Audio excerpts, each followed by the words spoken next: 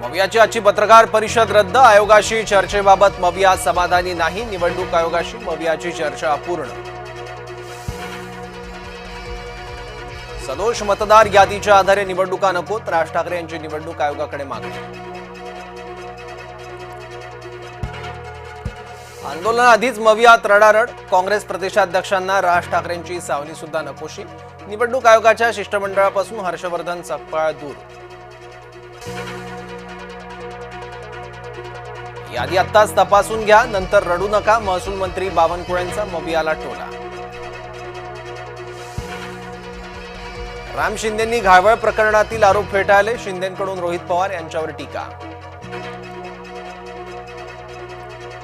Amit Thackeray Pune police आयुक्तांच्या भेटीला, अभाविपच्या शाखेला टाळं ठोकण्याचा मनसेचा प्रयत्न, पुण्यात पोस्टरवरून मनसे अभाविपमध्ये वादाची ठिणगी.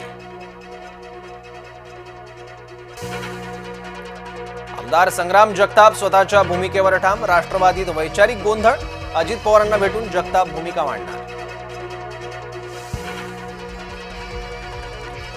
देवेंद्र फडणवीसांना बुलडोझर सीएम ठरवण्याचा प्रयत्न, मुंबईत अज्ञातांकडून फलकबाजी, फलकांवर देवाभाऊ जाहिरातीचा दिसला पुढचा टप्पा.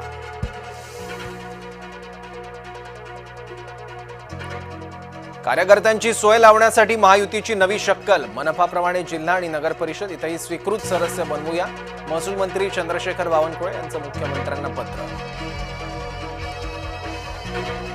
रमाबाई आंबेडकर नगरचा पुनर्विकास पुन्हा चर्चेत, मुख्यमंत्री फडणवीस यांच्या हस्ते होणार आज भूमिपूजन.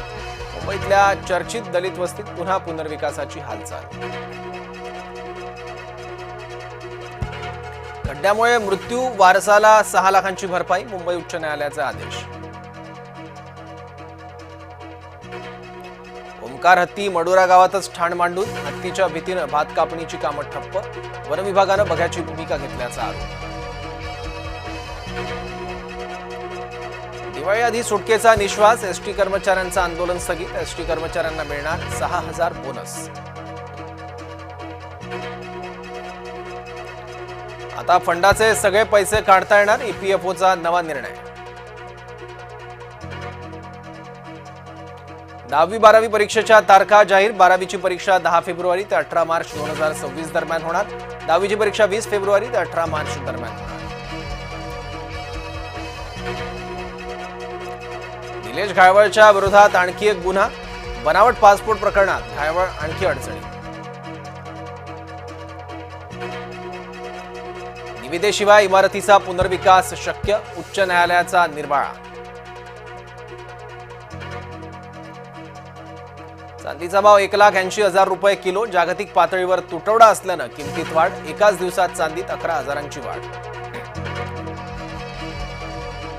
भंडारा जिल्ह्यात औषध दुकानांची तपासणी, 3 औषध दुकानांवर कारवाई, डॉक्टरांच्या चिठ्ठीशिवाय औषध दिल्यानं कारवाई.